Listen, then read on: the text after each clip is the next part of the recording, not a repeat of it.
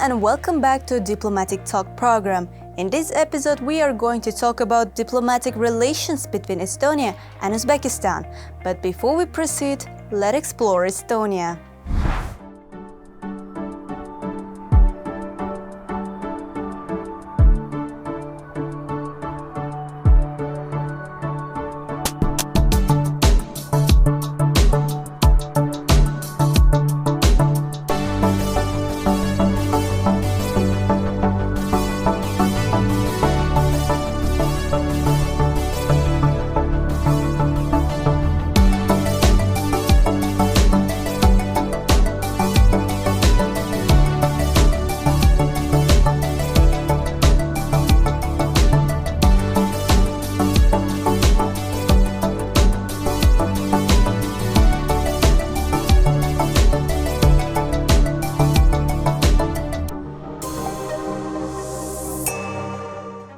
Estonia is considered a global e-governance pioneer. Bureaucracy takes back seat here. 99% of state services are available online. Estonia was the first e-government in the world and offers e-residency to people from all over the world. Estonia was also the first country to adopt an online political voting system. Estonia's history is rich and diverse, spanning from the era of Vikings to the influence of German, Swedish, Danish and Russian leaders. Established as an independent state in 1918, Estonia faced a challenging period under Soviet occupation after World War II. However, in 1991, Estonia reclaimed its independence through the singing revolution, drawing inspiration from its long-standing song festival tradition. Estonia also boasts one of the largest repositories of folk songs globally, with documented records of approximately 133,000 melodies.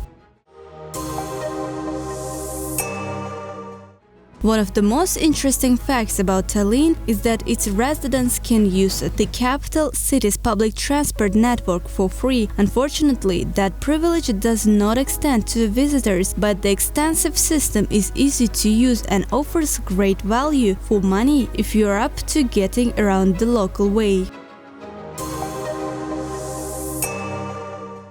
Estonia is one of the leading forces in Europe when it comes to startups. It is birthplace of notable unicorns such as Skype, Playtech, Bolt, Wise, Pipedrive, ID.me, Zego, Gelato, Very and Glia. Estonia has over 2,000 islands and more than half of Estonia is covered with forests. Over 2,000 islands unveiling rural coastal culture and beautiful forests covering more than half of Estonia's land. Estonia is also ranked fourth globally for air quality. Now let's move to relations between Estonia and Uzbekistan. Currently, Thomas Tiers heads the diplomatic mission of Estonia to Central Asia. However, there is no embassy or consulates representing Uzbekistan in Estonia. Estonia and Uzbekistan have had diplomatic relations since 1992. The two countries have engaged in various bilateral trade agreements, with Estonia exporting mainly machinery, textiles and chemicals to Uzbekistan, while importing cotton and agricultural products.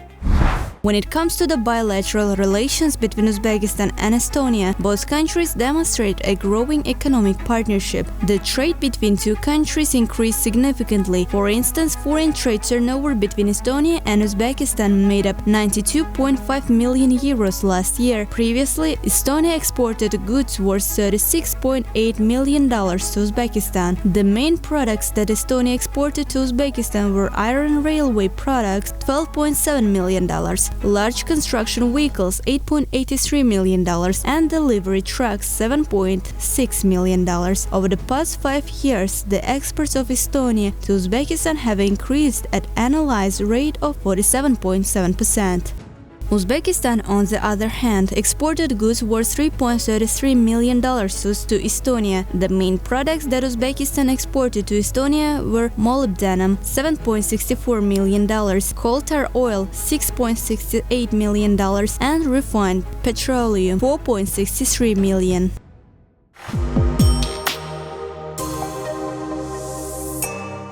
Dear viewers, today with us His Excellency Toomas Tirs, Ambassador of Estonia to Central Asia. Tere!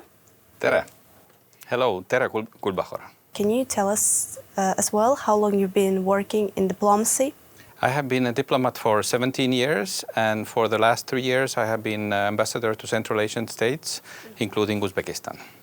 Great. So you have 17 years of experience in this field, right? Yes. What is interesting I found about you is that you are not ambassador only to one country, but for Central Asian countries in general. How did you become ambassador? Well, this is the first one for Estonia. Before that, we used to cover a few countries at a time, but I am the first Estonian ambassador who covers all 5 Central Asian states. It's the first time Estonian ambassador is working from Kazakhstan, covering also Uzbekistan. And I find it's very useful because otherwise our embassy was before working from Moscow or from Riga, quite far. But now that I'm in region, I can visit Uzbekistan a lot more often. Estonian businesses, as you know, come here. Estonian scientists or tourists find their way here, students sometimes.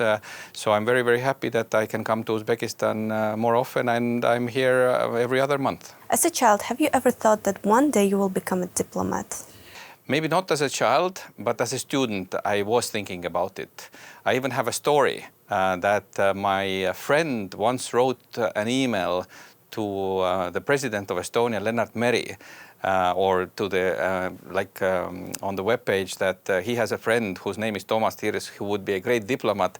And actually somebody from the president's administration answered to him that Mr. Toomas Tirs should contact the foreign ministry to become a diplomat. I didn't become immediately a diplomat. I was in private sector for some time, but now for 17 years I'm a diplomat. I can tell you that my experience as private sector is helping. I understand business better, and for example, in case of trade missions or finding cooperation between businesses, this is very, very useful.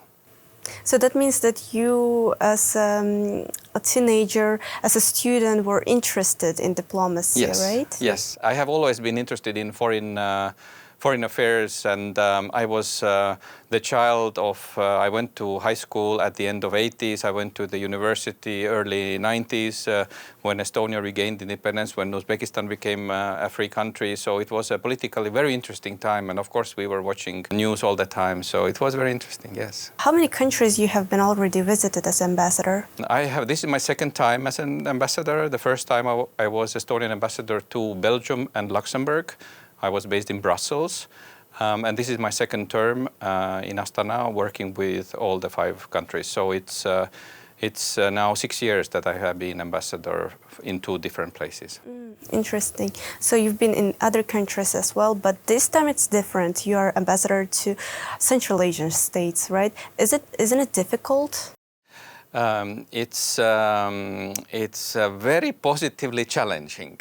The region is big, the countries are very interesting, they are very different.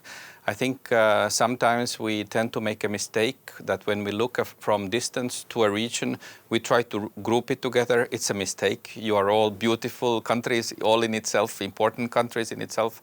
So we are working with all the 5 countries to build the bridges, make contacts, make sure that the agreements between countries are being signed to promote either for the business or for legal matters or some others to make it for our citizens to work better, for our authorities to work better. So it's very, very interesting. You are right that if you have so many countries, you have to prioritize your work. And I can tell you definitely Uzbekistan is very high priority because it's such a big country and an important country in this region. What are the challenges you have faced as a diplomat? I guess the biggest challenge for most of us was 4 years ago, the start of COVID. I think that was the the most challenging when borders closed down. Had to help. I was an Estonian ambassador to Belgium and Luxembourg at that time, so I was in Brussels. We were helping our citizens to return from all over the country, for all over Europe actually, and even other countries, because Belgium has a very good airline contacts to Africa, to Latin America. So we actually helped Estonian citizens to get home. I think that was probably the most challenging moment in my diplomatic career. And what are the advantages of being a diplomat? Well, you get to see a lot of the world. You get to be part of important negotiations. I think one thing about diplomacy is we tend to think that when two countries or diplomats negotiate, it's like computers talking to each other, or very strong parties defending their interests. But diplomacy is very much of art of listening to people, understanding what is important thing for the other party, because usually we want to make a deal. We want to come to a consensus or a win-win deal. I find diplomats, in that sense, always very positive, and always very, people who really try to find solutions that are of interest to the both sides. Now let's talk about bilateral relations between Uzbekistan and Estonia. What are the projects that are already being implemented between two countries? At the moment, I think we are preparing some visits, which are important. We have had, as I said, the IT project. We had quite a large one together in 2022, so it was 2 years ago. Inside, among EU and Uzbekistan, EU, Central Asia, there are projects on connectivity to improve the connectivity, internet connectivity in the region, satellite connectivity, also the cybersecurity, legal framework for improving the internet security. And we have Estonian companies participating there. Maybe a separate field is universities, education. I have visited quite a few universities here. Your universities are interested to either send also the students or to do teachers or professors exchange, which I think is very, very smart. One of the fields, again, is IT-related education, because it's a sector that needs specialists everywhere, and we have programs in private and government or public universities. We have quite a strong technical university which has a cybersecurity departments and others. So the focus is more on businesses and education, right? Yes. Recently we held the Tashkent Investment Forum, and of course there were representatives from Estonia as well. Were there any negotiations between those businessmen, and what sector of businesses are most promising? What do you think? We have each other strong fields. For example, I know that Uzbek producers of fertilizers, Uzbek producers of foodstuffs, nuts, dried fruit, watermelons, these all find their way to Estonia or via Estonian ports of Tallinn and Sillamäe to the rest of the world. Estonian products usually that will find their way here are either things produced in Estonia, or because, as I said, we have large ports, there are other European goods that actually find their way here. So mainly the export-import trade is using the fact that we have a strong logistics sector. I would like to actually see, of course, for example, I would like to see we are building beautiful wooden houses and cottages that I would see them in the mountains, in the ski resorts, for example. I would like to see, and I am actually we are being in contact with some of the Uzbek partners to find Estonian milk products, because we have a very strong dairy sector. We make tasty cheeses like many other countries, of course, but we have our own strong strong sector there, other food products, building materials, eco products, and so on. From Uzbekistan, I know textile sector is looking to find a way to export through Estonia, and now that Uzbekistan is part of the GSP Plus regime, which promotes and allows many Uzbek goods to go tariff-free to European Union, and for us being a part of European Union, we can be one of the gateways to get there. What is the most important thing in diplomacy, in your opinion? Okay, maybe before I will answer to that, I wanted to tell you one thing, that Estonian president, who was the first president after regaining independence, his name was Lennart Meri, and he was a filmmaker and a writer. And he has written a book about Central Asia called Land of Cobras and Karakurts. He wrote it in 1959, and it actually talks a lot about Uzbekistan, how he saw Uzbekistan at the 1950s. And actually many of us probably when we were young got our first impressions of Central Asia from that book. So actually we were reading about Uzbekistan already around that time. Now, what are the three most important things in diplomacy? Yeah. First, to be brave. Because you cannot achieve anything if you are shy. It doesn't make sense to stand in the corner and talk to only your friends. If you have meetings, if you have conferences, if you meet people, you have to go bravely and talk to them. There is nothing, you will not gain anything by being shy, not being active. Second one is, of course, to listen to your partner, to listen to the question, listen to the interest, what really matters to your partner.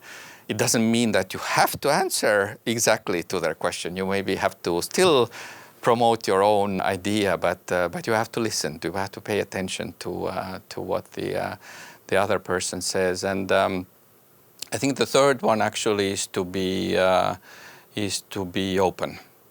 Open to new ideas, open to the suggestions, listen to your staff, listen to younger diplomats, listen to the younger people right now about digital things, because they know more. Our own children, they are sometimes more capable than we are in some things. So to listen, to pay attention, and to be open to the ideas, because actually they might be good, valuable, things there that you can use in your work. So yeah, be brave, listen, pay attention, and be open. I would say these are the three. Thank you very much for the interview. It was a pleasure to talk to you. Thank you very much.